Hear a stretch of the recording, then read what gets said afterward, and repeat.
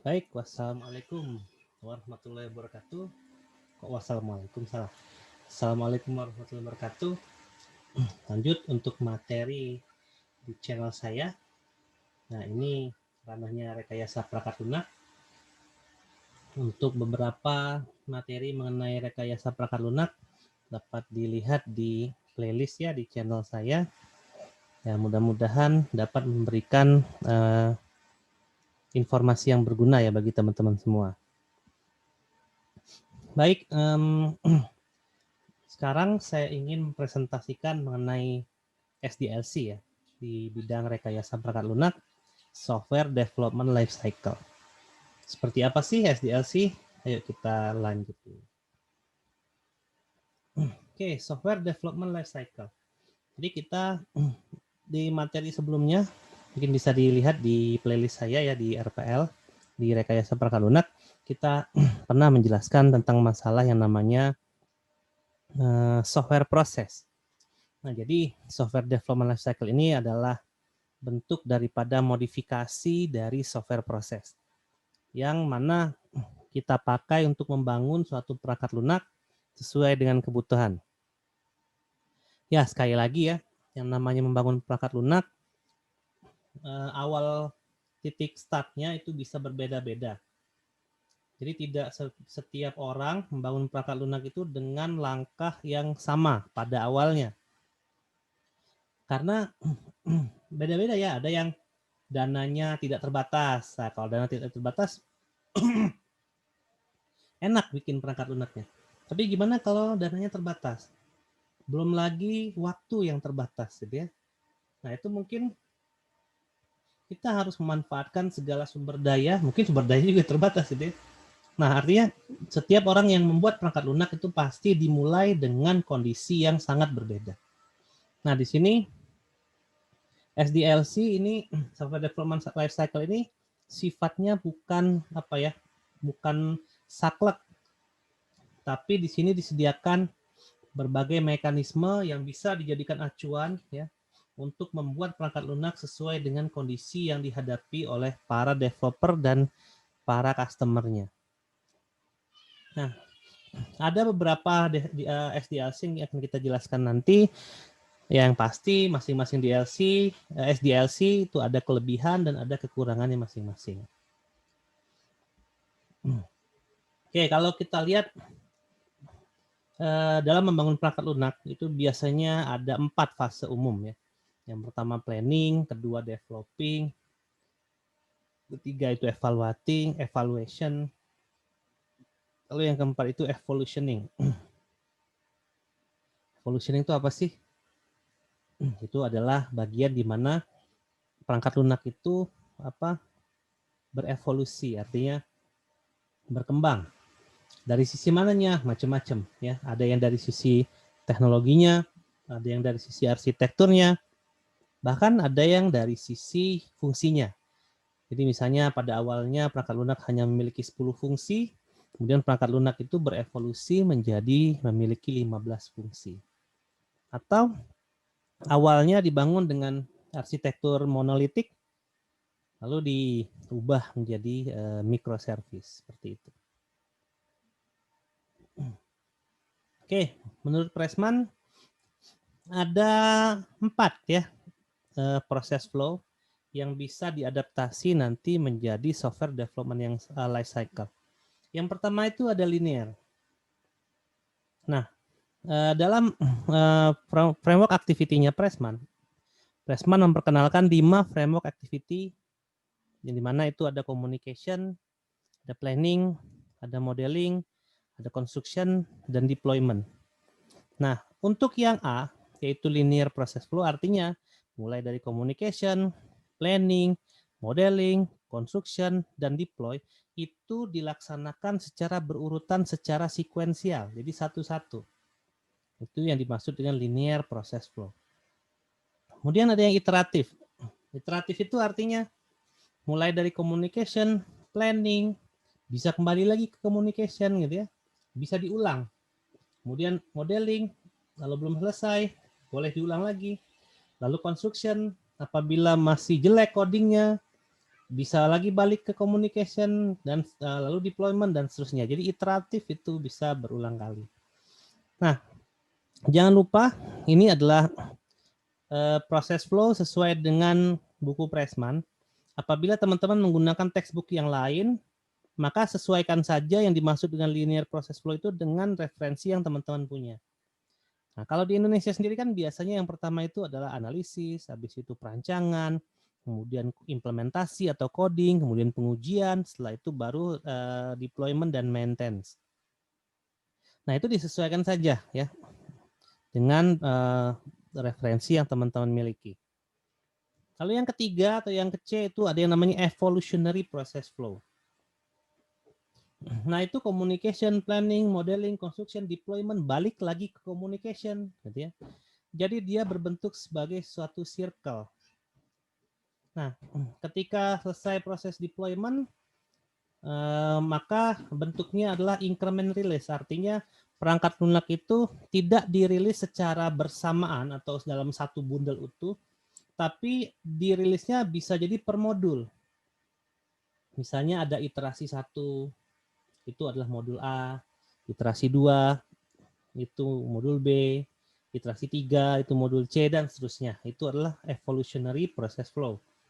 Kemudian yang terakhir adalah parallel process flow, di mana ada dua activities yang bisa dikerjakan secara bersamaan. Nah, dalam hal ini kita bisa lihat tuh, ya, communication, planning, modeling, kemudian construction dan deployment. Artinya di sini communication dan planning itu dikerjakan bersamaan, kemudian modeling, lalu construction dan kemudian deployment. Tapi perlu diingat ya, tidak setiap aktivitas bisa digabung pengerjaannya. Oke, lanjut. Next. Nah, dari proses flow itu ada 4 tadi. Nah, disitulah ada pengembangan gitu ya, yang dinamakan software development life cycle. Kalau kita lihat tadi yang linear, ya, yang linear process flow, mungkin teman-teman yang di informatika atau yang di keilmuan serumpun itu familiar itu dengan apa SDLC waterfall, gitu kan. Waterfall itu gimana? Linear gitu ya. Linear process flow. Ya, mulai dari communication, planning, modeling, construction, deployment itu secara linear. Nah, harus dilakukan secara sekuensial satu persatu. Artinya salah satu proses harus atau salah satu aktivitas harus selesai terlebih dahulu, baru bisa lanjut ke aktivitas selanjutnya.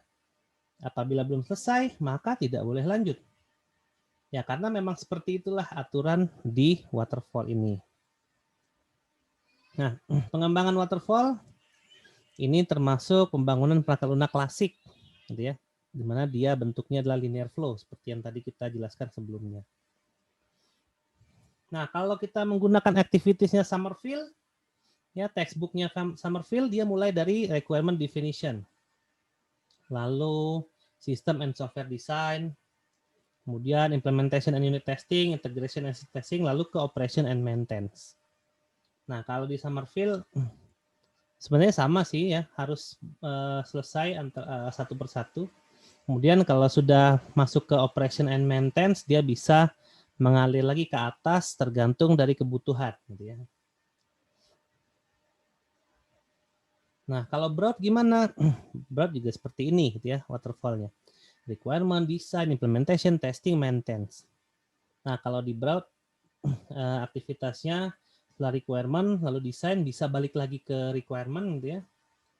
Lalu desain ke implementation bisa balik lagi ke desain karena memang definisi daripada aktivitasnya, gitu ya. Kalau kita lihat Pressman, dia nggak bisa balik lagi karena aktivitas itu mungkin mendukung daripada analisis dan desain ya. Seperti yang kita ingat, ini saya balik lagi ke 2 slide. Teman-teman lihat di bagian modeling, analisis and design itu di satu aktivitas, ya. Jadi dia memang harus dikerjakan dulu tuh modelingnya, baru kemudian lanjut. Mungkin kalau kita lihat yang berat tadi, ya design and requirement ini kan kalau di Pressman itu satu aktivitas. Nah, jadi memang requirement dan design kalau teman-teman baca textbooknya Braud yang software engineering modern approach, dia bisa mengizinkan antara satu fase dengan fase berikutnya itu bisa bolak-balik.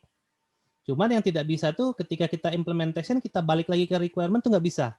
Kalau ingin balik lagi dari implementation harus ke desain dulu, baru ke requirement. Ya begitu seterusnya. Nah, kemudian ada yang dimodifikasi dari waterfall, yaitu V-model, ya, Buchanan tahun 1999. Nah, kenapa dimodifikasi? Karena waterfall V-model ini lebih ke arah pengujian perangkat lunak yang lebih terstruktur. Jadi dia fokusnya ke pengujian. Nah, jadi kalau misalnya memang perangkat lunaknya itu banyak sekali celah-celah gitu ya, banyak sekali yang harus dipikirkan, sehingga bentuk waterfall itu harus dimodifikasi mungkin dengan V-model ya. Sekali lagi ya, tergantung kebutuhan. Seperti apa perangkat lunak yang mau dibangun itu nanti akan mempengaruhi dalam pengambilan keputusan untuk menerapkan SDLC yang mana. Nah, apa kelebihan waterfall? Waterfall itu gampang diaplikasiin. Artinya kalau teman-teman hanya satu orang sendirian gitu ya, maka teman-teman bisa melakukan itu semua. Artinya satu orang pun bisa bikin perangkat lunak. Ya, dengan syarat gitu ya. Kalau kita lihat bagian analis, requirement dia sebagai sistem analis. Kita lihat di desain dia software design. Implementation dia programmer. Testing dia software tester. Artinya satu orang harus bisa melakukan semuanya gitu ya. Tapi masuk akal karena setiap fase dilakukan satu persatu. Artinya kalau memang resource-nya hanya satu orang, maka SDLC ini paling possible dikerjakan, diambil gitu ya SDLC-nya. Nah, worst case-nya apa? Worst case-nya waterfall ini karena memang setiap aktivitas dilakukan satu persatu, maka kalau kita punya 5 aktivitas, di mana ada satu orang untuk di setiap aktivitas, artinya kita punya 5 orang, 5 aktivitas, maka ketika aktivitas itu belum dimulai, maka orang tersebut akan tidak punya pekerjaan, menunggu. Tapi apabila pekerjaannya sudah selesai, dia sudah selesai. Jadi dilepas, gitu ya. Nah, itu salah satu kekurangan SDLC. Tapi kelebihannya tadi, mudah diaplikasikan. Secara dokumentasi juga menulisnya mudah. Karena dia terurut ya dari proses 1, 2, 3, 4, 5 dan seterusnya. Cuman ya jadi Superman memang kalau sendirian gitu ya. Karena setiap fase itu harus dilakukan karena dalam prinsipnya waterfall itu tidak bisa dikerjakan proses selanjutnya apabila proses yang sekarang itu belum selesai. Nah, kemudian ada lagi SDLC yang lain yaitu prototype. Basicnya apa? Evolutionary process flow. Yang tadi ya, yang di awal ya. Nah, ini lebih enak nih.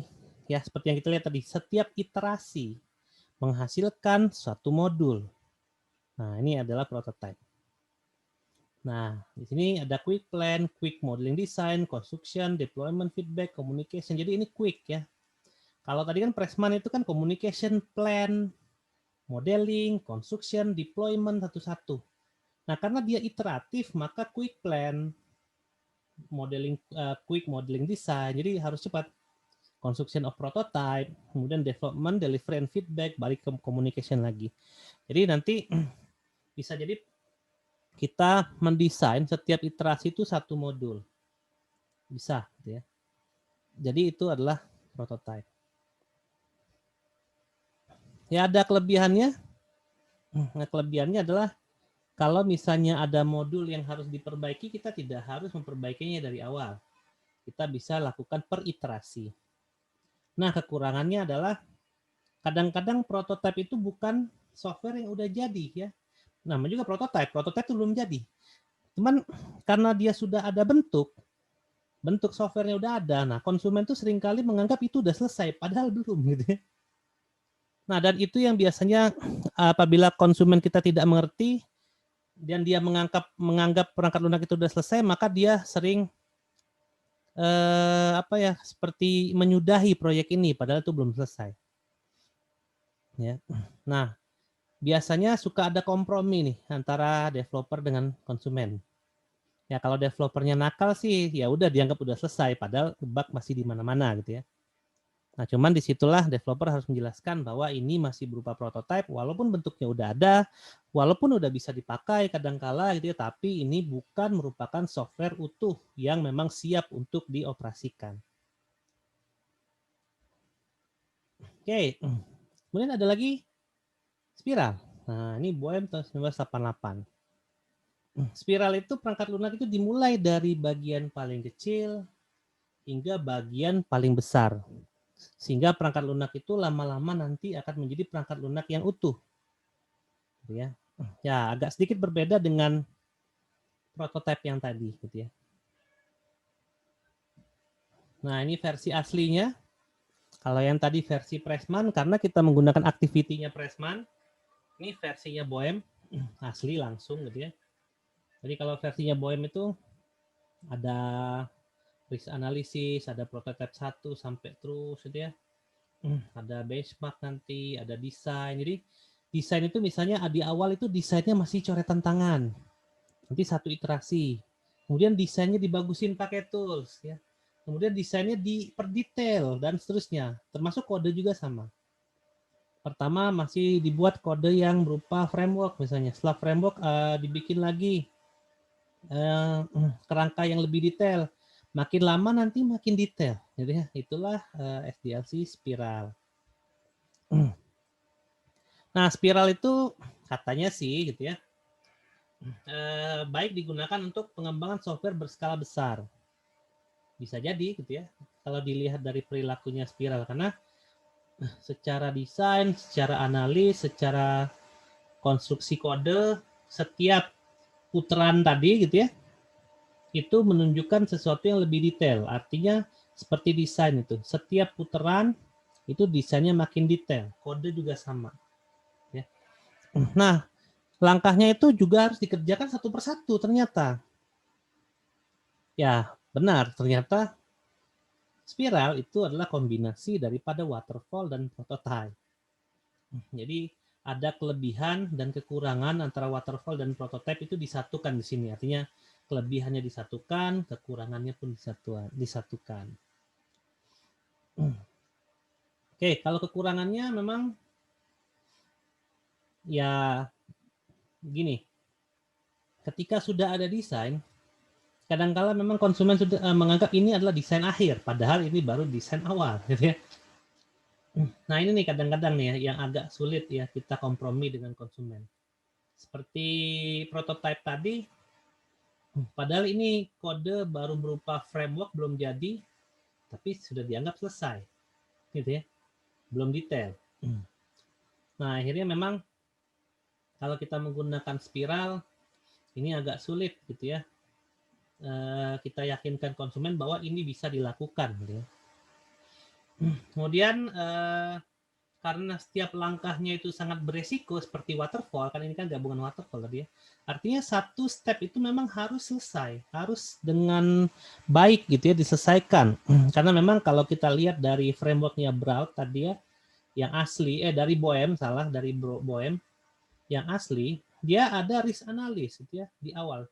Jadi setelah start ada risk analysis gitu ya. Nah, di situ berarti kita harus di awal itu bisa menanggulangi resiko karena tiap lingkaran yang makin besar lingkarannya artinya resiko juga akan semakin tinggi ya.